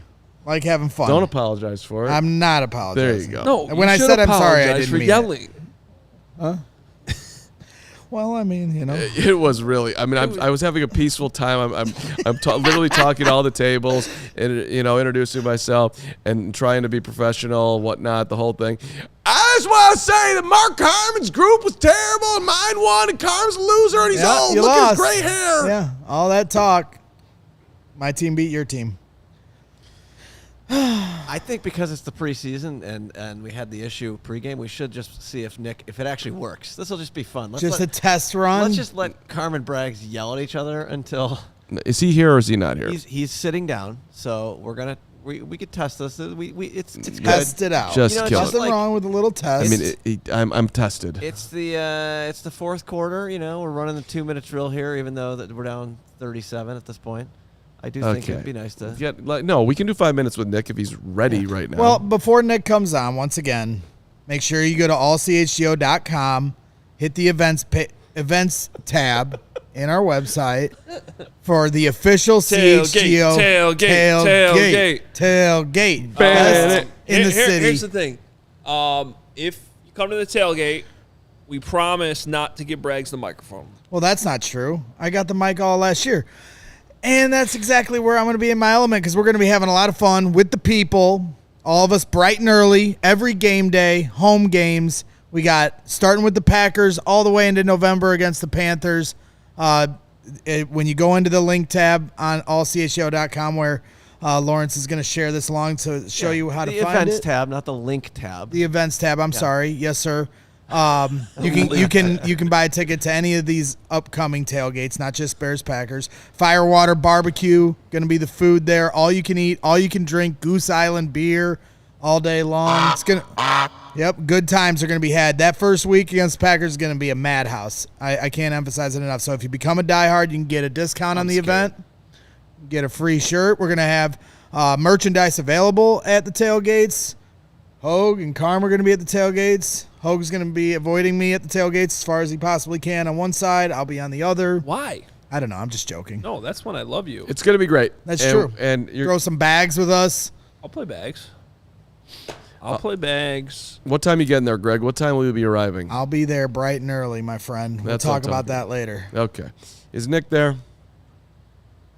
No, we're still just we're vamping is what they call this in the biz. We want to wait for Nick to sit down and open his laptop and use Chrome to dial in. This better be the most detailed report of all no, we time. don't want Man. to. All I really want is to know if this works because I've been very annoyed by this. I want to hear from Nick. I like the Nick. last 2 times we've done shows. Carm wants to get on a flight. But he's not flying till like His flight doesn't leave until noon or tomorrow. Yeah, but he's been on a birthday vacation. dinner that he's got to go to that starts at 5:30. You can leave. Go right now. No, I'm not Just leave the leaving. seat Whose birthday open. is it? This family situation. Don't worry about it.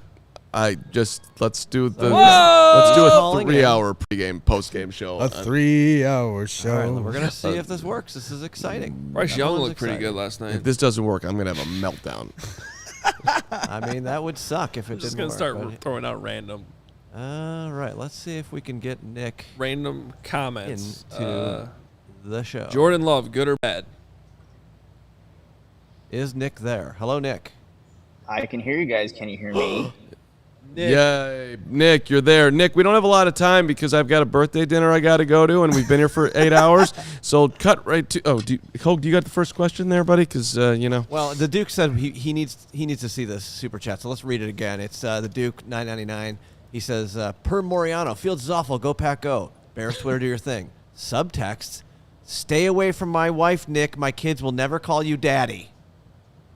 What? What are we doing here?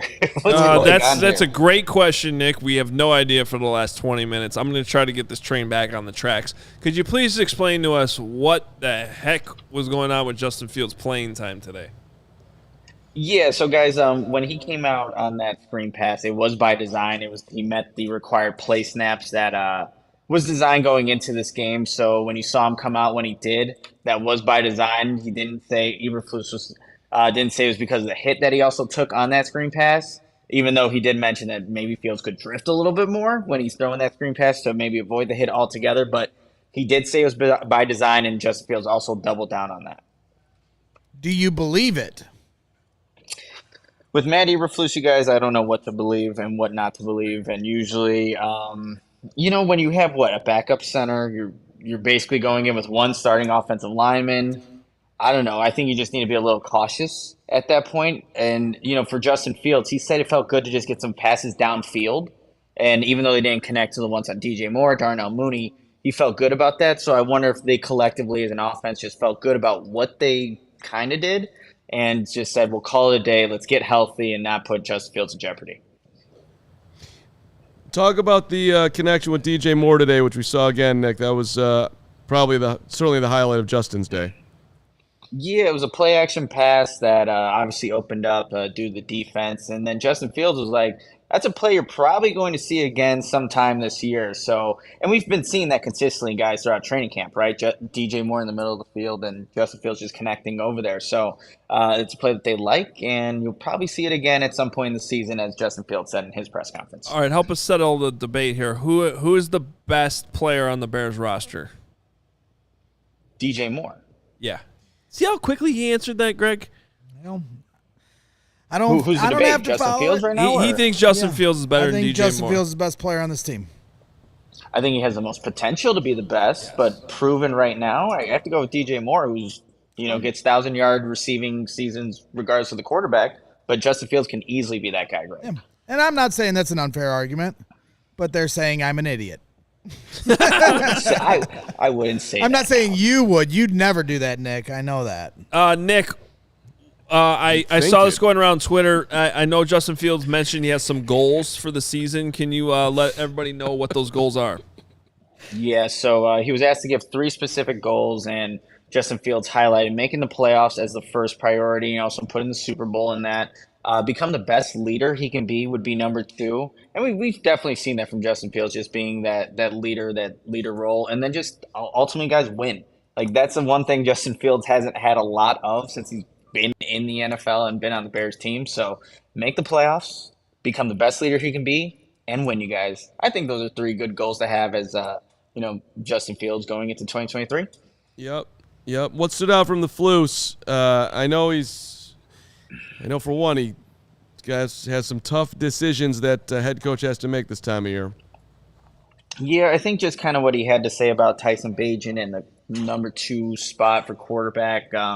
He said that Tyson hadn't won why Tyson was the second quarterback out today. Like, Tyson hadn't had a lot of time with the 2s, so they gave that to him today, and that was by design. They wanted to do that. And he did say that, Tyson put his best foot forward, but still they have not come to a decision on who is going to be quarterback number 2. They're going to get together in the next couple of days, him, Ian Cunningham, the coordinators, and kind of figure out these tough decisions that are going to be made. A lot of guys are going to, unfortunately not have jobs and not be a part of the Bears organization, but nothing has been definitively said on who quarterback number 2 is at this point. All right, Tyreek Stevenson. Is he ready, Nick? I know you talked to him. Did he have any kind of perspective on the fact that he yelled at the entire Buffalo Bills team? He didn't. So I didn't get to hear him say anything about that. But he was asked, like, how did you feel about your preseason? And he said, I feel like it could have been a lot better. He did feel like he grew in some areas, but there were a lot of rookie mistakes. And he just felt like, he doesn't want to be a detriment to the team with some of the things that he's done. But he has felt like he's gotten better. He said on the interception, you guys, he didn't even know if he got the 2 feet in. Like, he had no idea. It looked like it was almost intentional with the toe tap, but he's like, nope, that wasn't intentional. It kind of just happened. And, when they said it was an interception, he was almost surprised by it. But he said he just read his keys. He knew what the route was based off the wide receiver's release off the line of scrimmage. So just followed the route and was able to turn his head just in time and get his feet in to make the interception. So when you won $1,400 on the roulette table, let's get to the good stuff. Let's talk about what's important here. Yeah. You guys were talking your stuff earlier. Here's how it happened. Was it one spin, or were you just on a heater? I was on a heater, you guys. So you have, and look, I'm so new to gambling and stuff. I don't know how I won last night, early morning. I forgot what it was. But basically, I started at the odd side, and then I went to black, red, even, and then it was like 0 through 18, and then 19 through 36, and I just kept going, and the money kept going up, and Cody was just amazed, and I was like, let's keep betting more and more money, and I was just stacking stuff, you guys. I wish I didn't have a flight, and I could have just stayed there because I'd be freaking rich right now. But it was amazing, and I also did it on. Oh no, I don't know. I wasn't. Well, actually, Cody was doing the same thing as me, and then I had to leave, and then he said he lost all his money. So maybe I got out of the good time. Yes, you did. You're lucky you had a flight. That's how they suck you in. Wait, so Nick, what time was your flight yesterday? I got delayed another hour, so I think it was like at we left around midnight Vegas time, somewhere around there. You landed at what time? 6? I landed 5? 6-ish. 5, 6, yeah. And then what? And then what'd you do? And then I went back to. You went to Bears Fit. I considered it, but it wasn't open at the time, so that's why I couldn't. I went back to the apartment, showered, and then went right back to Soldier Field. So Grinded. I don't know how I'm functioning right now, but we're I'm proud of you, Nick. We're going, and it's been great. Well, good news, Nick. These two are leaving us, so you have to do even more work this week with me. Yay! Or maybe it's less work. Why? Because we're allowed to do No, we don't have to deal with you. That part's that's nice. That's true. Oh, okay. I set up the joke, and then you hit it. Now I'm mad. I'm going to miss you guys. I am. There you go. I really am, actually. Hey, hit the like button for the effort that Nick has given to be here right now. I mean, look at him. He looks fresh. He's wearing a good watch. He's got his Shady Rays on. He hasn't spent all $1,400 that he made yet, and I'm going back to a casino, guys. Like, I think tonight I'm going back to a casino. I'm freaking addicted. This is crazy. Okay. On Monday's episode, we'll talk about how Nick lost $1,400. Look at this guy. He looks like he could be in Top Gun 3. Yeah. I'm bringing back the stash for our shows, Adam. Just FYI. Uh-oh. I'm doing it. Uh-oh. And like I said, hit the like because the audio worked this time. Isn't that nice? yeah. I want a whole couples coverage episode on the mustache. All right. Yeah. Ooh. Oh, boy. we're gonna right, dive Nick. deep. Nick, good stuff.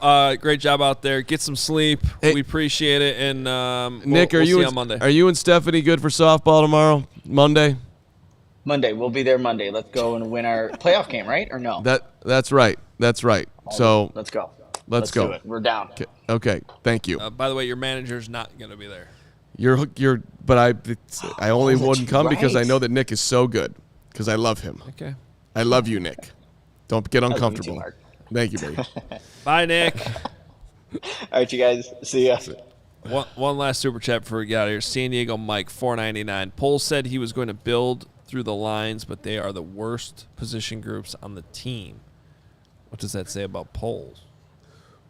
It says that polls is that the lines are still a work in progress, which he said he couldn't fix everything in 1 year, and they did take a big swing at fixing the offensive line, and we'll see what Darnell Wright does this year. I will actually defend him a little bit on this because I think that the opposite thing he could have done is force improvement on the line, both lines, with a lot of money, blah, blah, blah, blah, blah, and instead what they're doing is they're prioritizing positions by availability. We can get Tremaine Edmonds now for less money than we have to go spend a premier tackle that we're not totally sure about. Go get the better player. And I just feel like the way it's worked out, unfortunately, it's the line of scrimmage right now that's sort of lacking a little bit. But they did use a first-round pick on a right tackle. They used the next 2 picks, or 2 of the next 3 picks, on defensive tackles. So it's not like he's ignored it. A lot of those guys are young. Unfortunately, there's been a lot of injuries there, especially on the offensive line. And again, not a finished product this year. If we're 2 years down the road and that's still the same case there, San Diego Mike, then, there's certainly some validity to some criticism there. Who do you think won't play week 1? Okay. Who do you think? We'll talk about that when you get back from vacation. What do you mean? Like, who's the one you most who are the players you're most worried about won't play week 1 because of injury?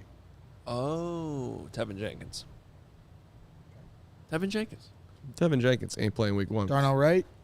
No, I think he'll be back. Good. I think most of those guys will be back. We love you. Yeah. So that means we're going to beat Green Bay. Yeah. 27-3. Done. Mark it down. Follow us on Twitter at CHGO_Bears_sports. Make sure you go check out that events page we were telling you about. AllCHGO.com. The tailgates, they're coming. And we're only 2 weeks away. Cannot wait. These guys are out of town this weekend. We'll love them. We'll miss them. I'll be back Monday with Nick. And we got roster cutdowns to talk about coming And Tuesday. not on CHGO, on the Bears. No. No. You're stuck Cutdowns with us. are coming. Cutdowns are coming. All right, we'll talk to you Monday. Noon. See ya. Green Bay sucks.